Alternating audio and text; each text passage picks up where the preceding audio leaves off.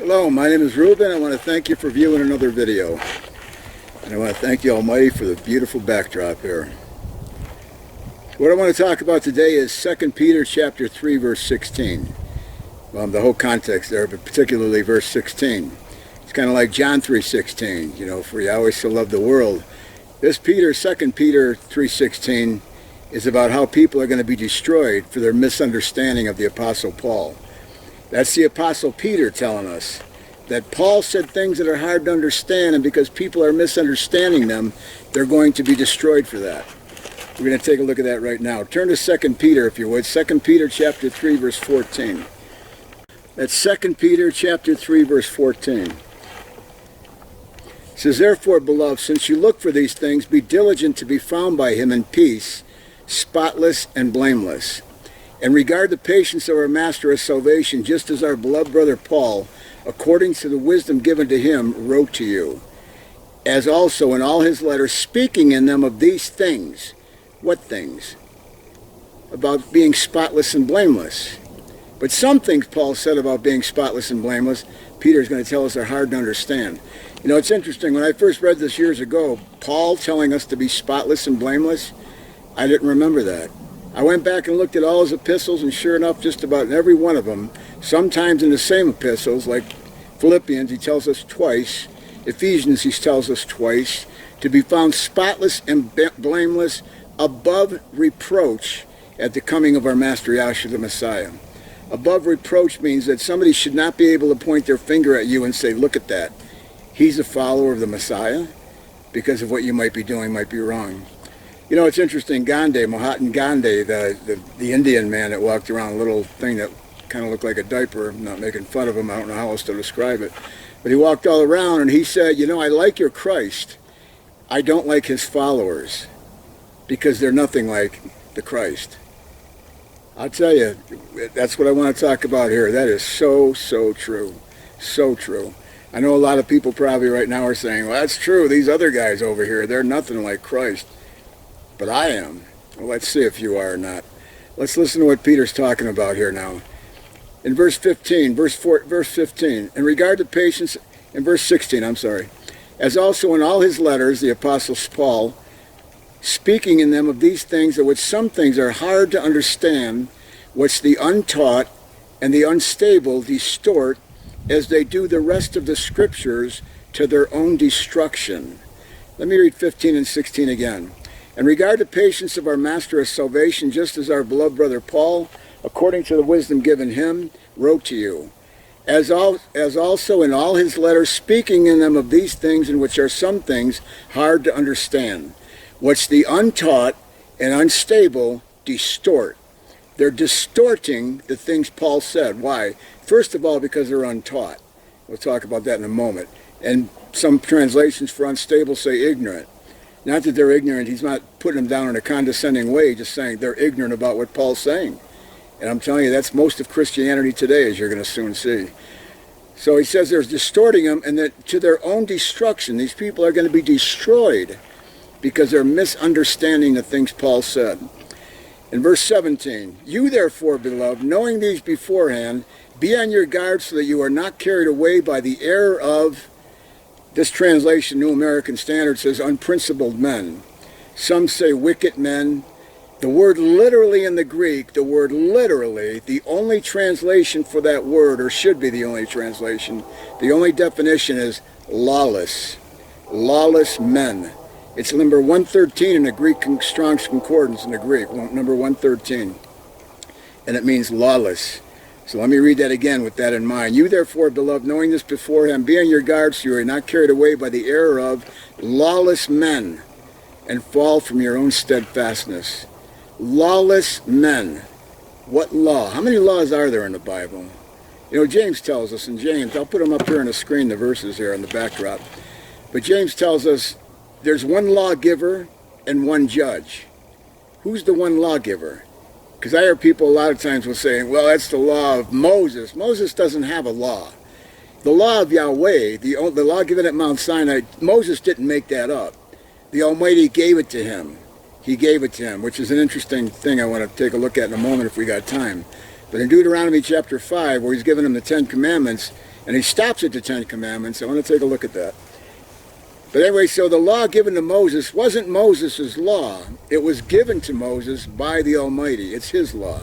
There's one lawgiver, not two. The Messiah said, I didn't come to do my own will in John 7. Again, I'll put him up here on the backdrop. He said, I didn't come to do my will. I came to do the will of him who sent me. And what was the will of him who sent me? That they might believe, Father, in me, that you sent me. And that he died, of course, for the sins of the world, for those that would turn to him and come to him and surrender their life to him.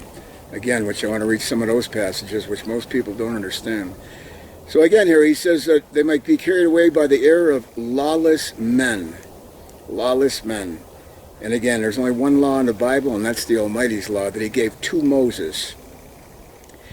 So what is Peter talking about? What is it that these people are misunderstanding? And it's of such importance that they're going to be destroyed. Destroyed. They're not going to inherit salvation. They will be destroyed because they're misunderstanding the things Paul said. What did Paul say that was of such importance that people would be destroyed for their misunderstanding of? The answer is incredibly clear. Turn to Acts 21 if you would. Acts 21. Verse 17. I'm going to start in verse 17. Acts 21, verse 17. It says, after we arrived in Jerusalem, the brethren received us gladly, and the following day Paul went in with us to James, and all the elders were present. After he had greeted them, he began to relate one by one the things which Yahweh had done among the Gentiles through his ministry. And when they had heard this, they began glorifying Yahweh, and they said to him, you see, brother, how many thousands there are among the Jews of those who have believed, and they are all zealous for the law.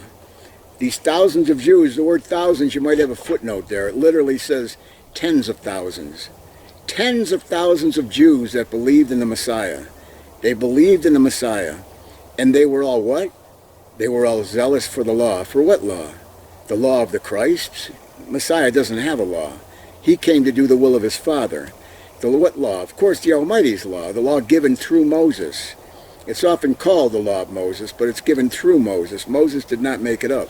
So these tens of thousands of Jews they're believing in Messiah, and they're zealous for the law.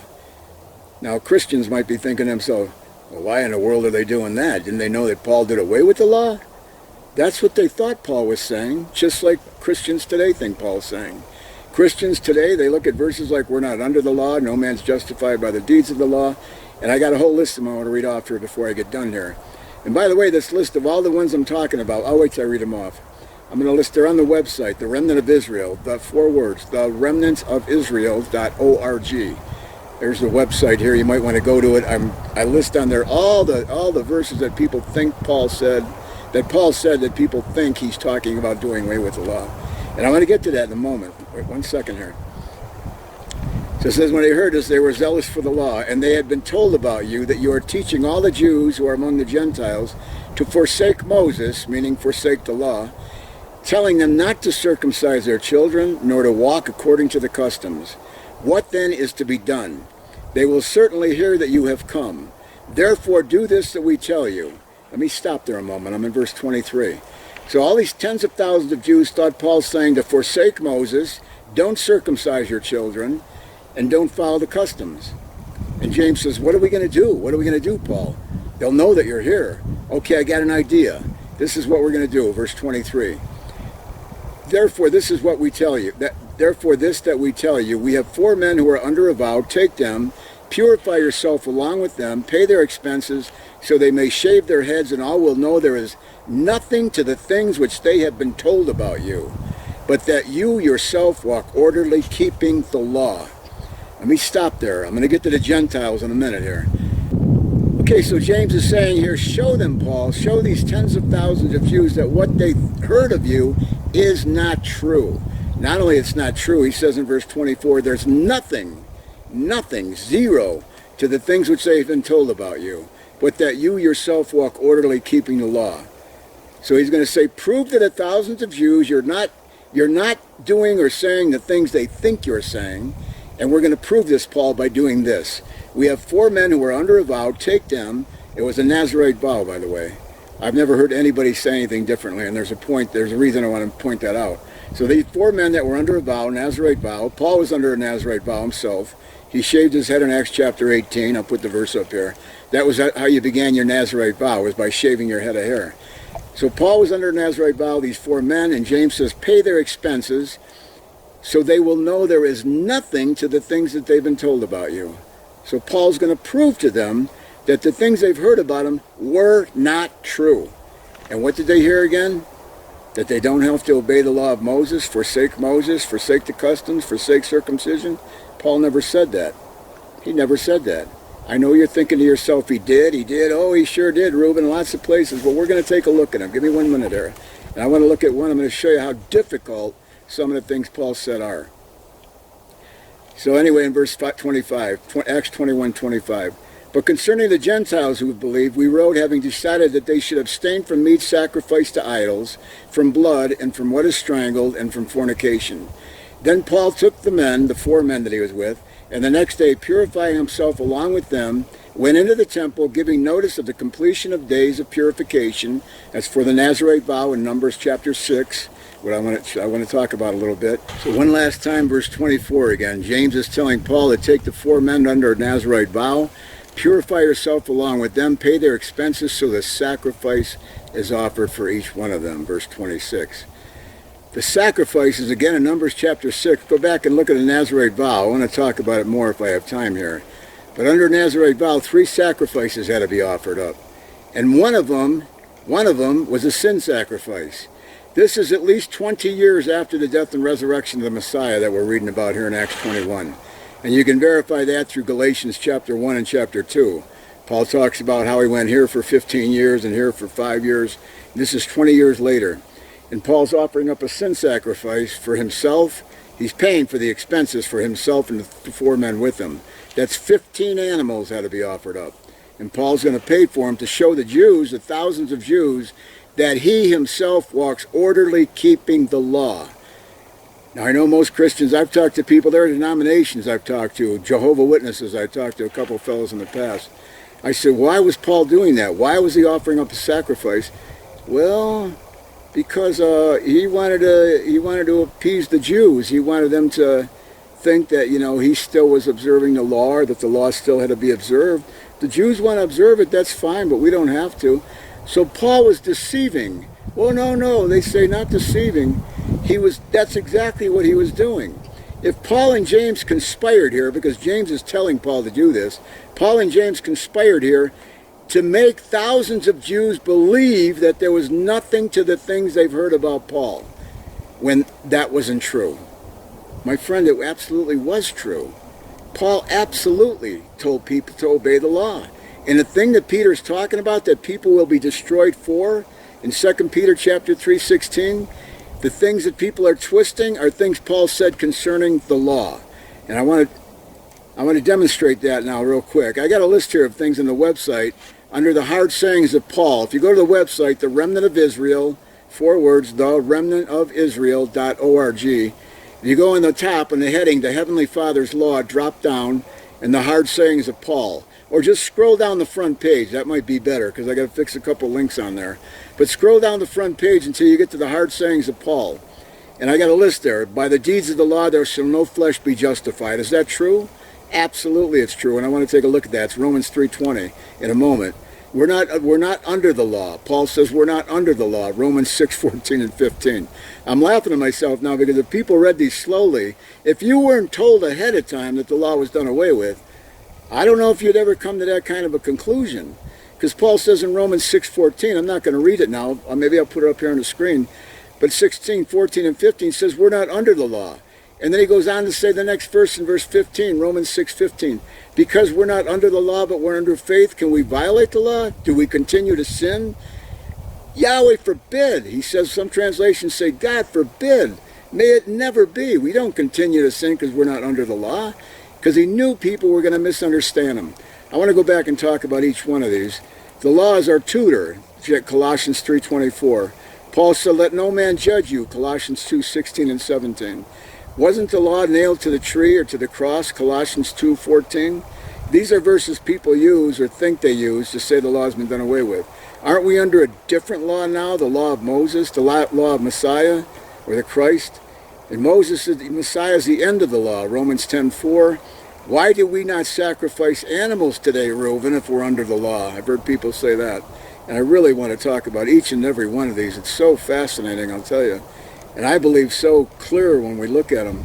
The Messiah came to fulfill the law, Matthew 5:17-19. So I want to look at these. These are reasonings people come up with to say we don't have to obey the law. My friend Paul you're misunderstanding what he said by saying these things there. Just like the tens of thousands of Jews misunderstood Paul. They misunderstood Paul.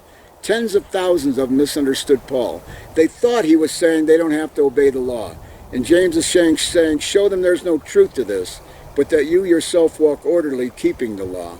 So just as these tens of thousands of Jews misunderstood Paul in thinking he was talking against the law, so do Christians today misunderstand Paul in thinking he's talking against the law.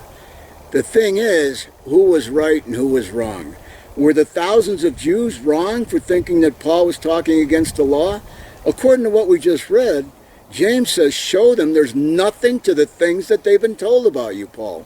If you want to believe the Apostle James and Paul, when he said there's nothing to the things they've been told about you, then Paul's not talking against the law. If you're a Christian and you want to believe that, you don't want to believe James and Paul, because James just said there's nothing to the things. So turn to Romans chapter 2. I want to read a few verses here.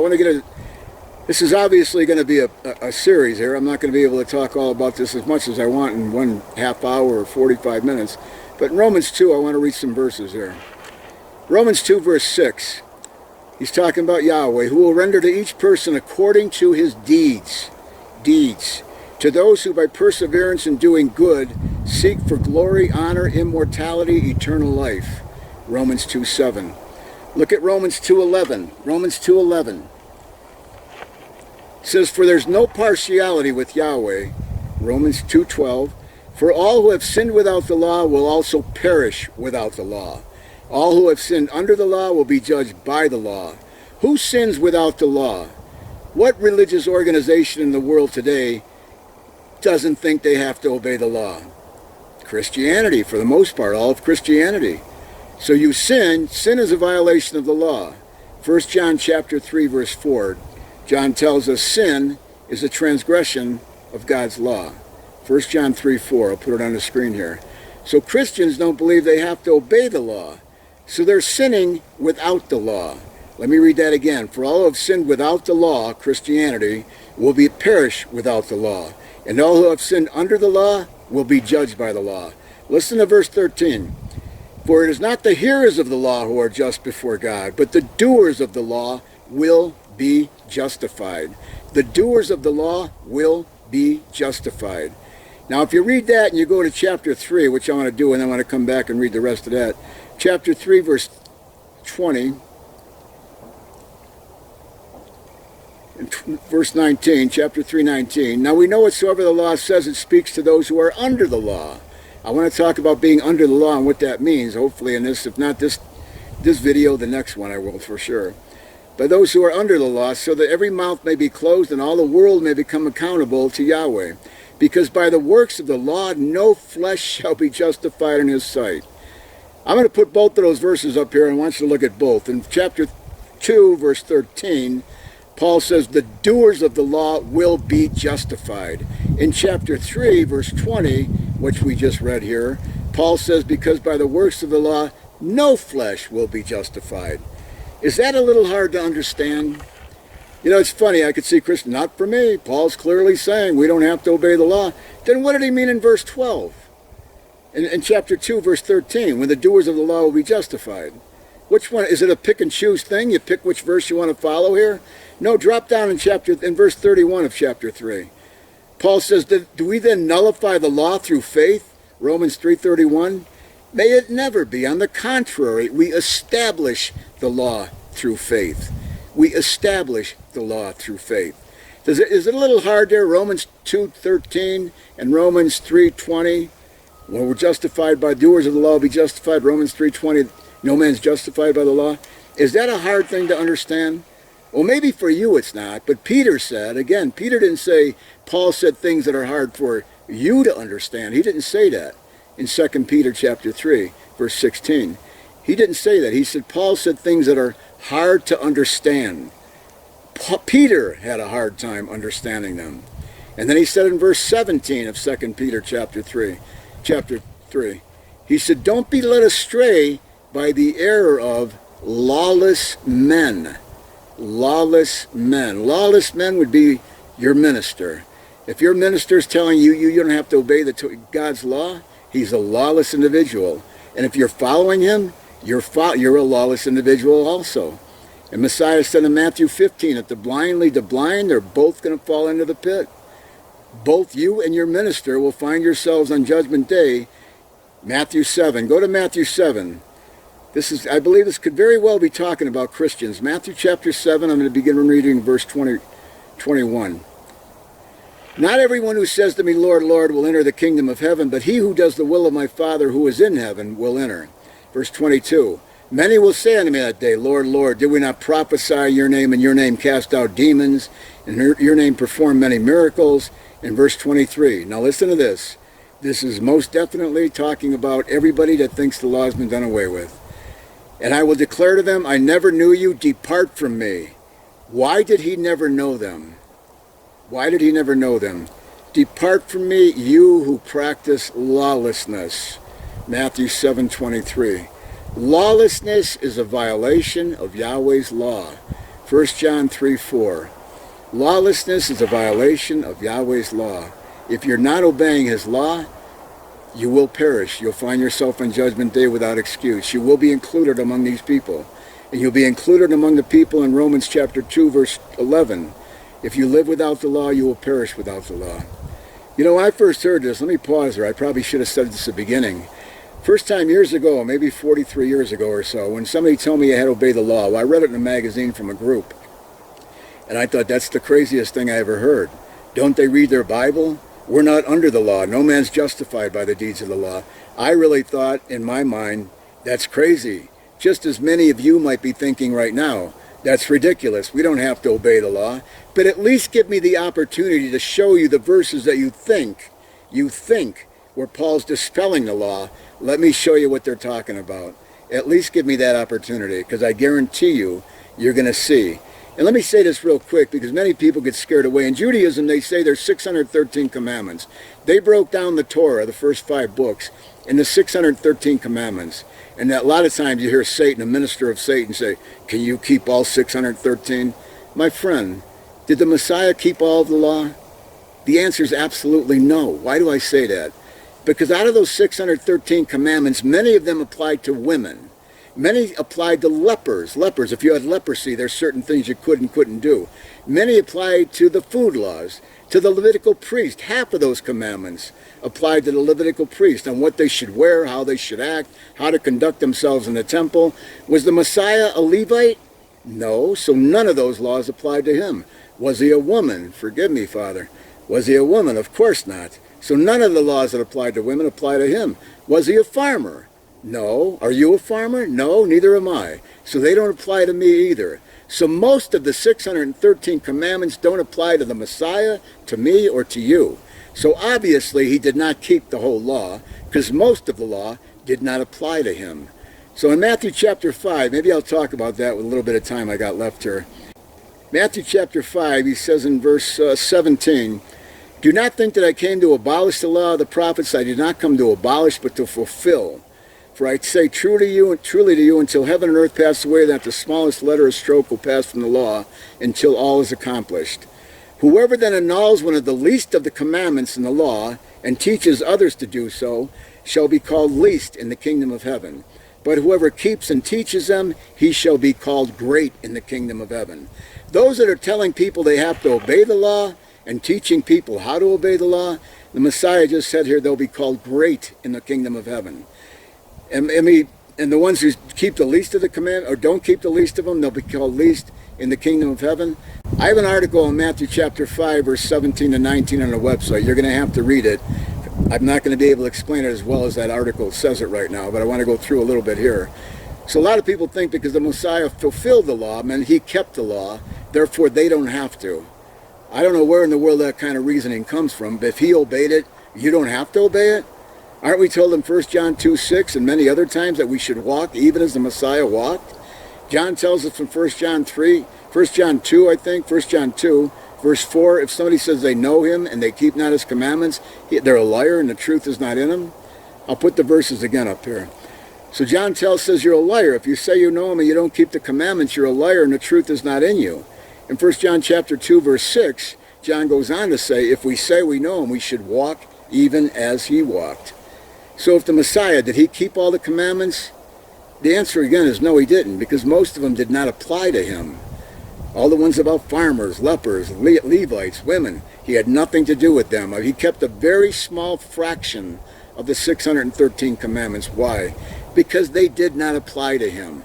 So when you say he kept the law so you don't have to, my friend, that's not even close to being true.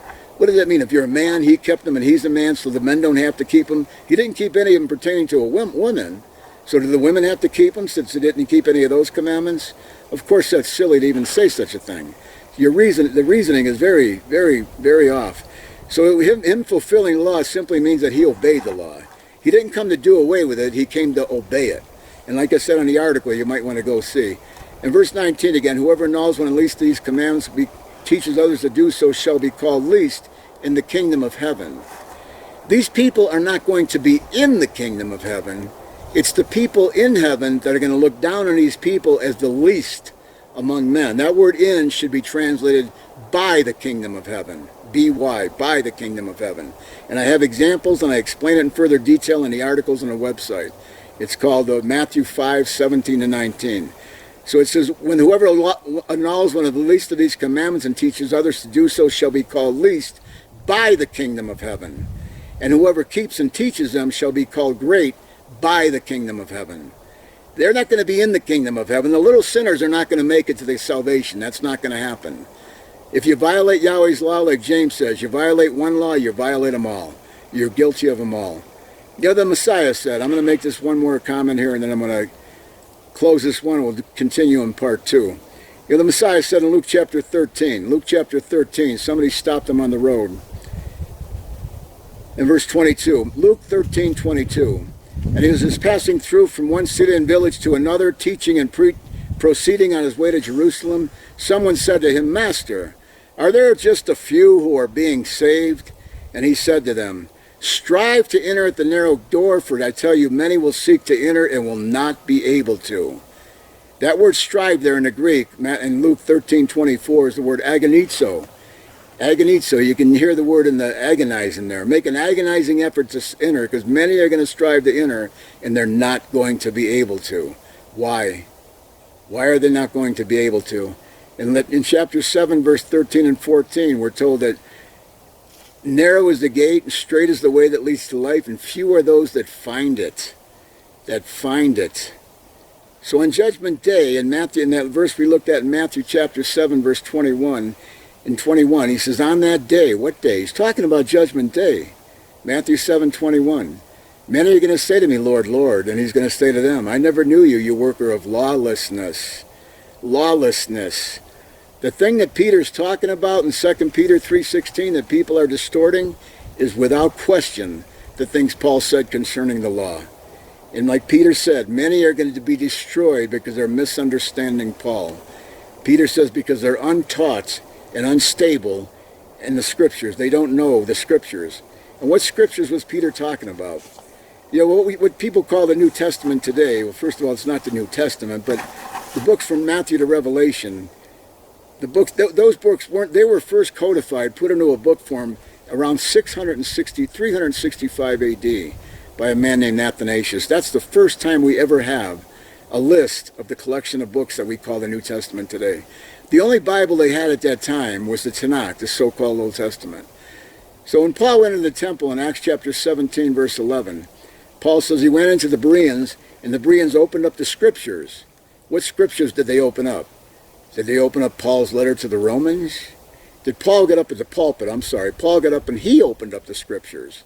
And what did he open up? His letter to the Romans, or maybe to his friend Timothy, and say, oh, by the way, Bereans, this is the New Testament here. Forget about that old one. Of course, that's silly to say such a ludicrous thing. Paul didn't look at his letters as being the New Testament. His letters are not the New Testament. I believe them, but they're not the New Testament. I have an article and videos on the website. It's the most popular video. What is the New Testament? In Jeremiah 31:31 to 34, Yahweh says, I'll make a new covenant with the house of Israel and the house of Judah. The new covenant is not the books from Matthew to Revelation. And I'm not going to get into that now. There's an article on the website, very interesting, that I think you'll find very interesting.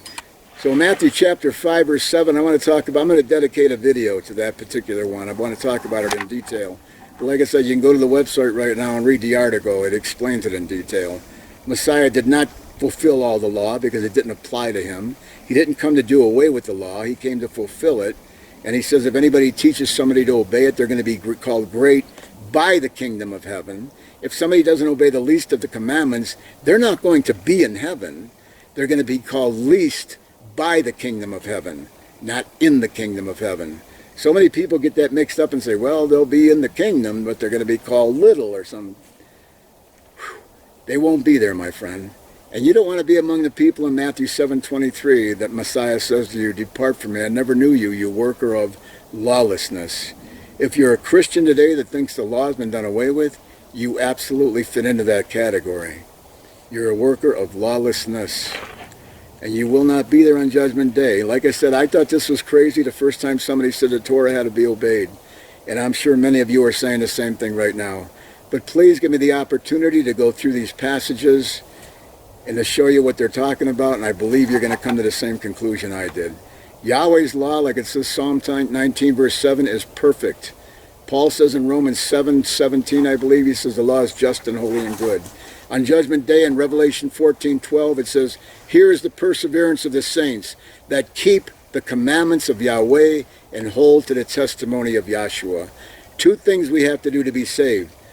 We have to obey the commandments, and we have to have faith in the Messiah. The righteous shall live by faith. I want to talk much more about that.